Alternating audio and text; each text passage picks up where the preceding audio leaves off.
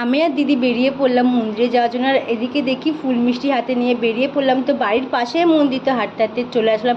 আর এদিকে দেখি অনেকেই পুজো দিতে এসেছে, আর আমরা বড় ঠাকুরের মন্দিরে এসেছি। আর যেই মালাটা নিয়ে এসেছিলাম ভগবানের জন্য, সেটা এখন ব্রাহ্মণমশাই পরিয়ে দিল।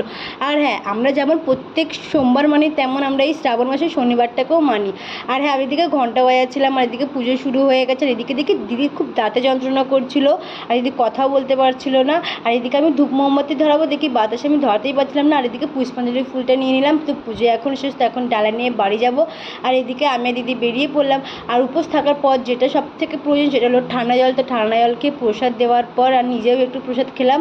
আর একে তো সবাই চেনে, দুষ্টু একটা ছেলে। আর এদিকে আমি দিদির থেকেও প্রসাদ নিয়ে নিলাম। তো দিদি প্রসাদে দিয়েছিল ফল আর সিন্নি। আর এই মেয়েটাকে দেখো, এত ঢঙ্কর যে প্রসাদ খেতে পারে, সেটা একে না দেখলেই চিনতে পারতাম না। আবার চামচও নিয়েছে। আর কিছুক্ষণ পর 4টের দিকে পুজো দিতে হবে। তো ভিডিওটা এ পর্যন্ত, দেখা হচ্ছে নতুন একটা ব্লগে। বাই।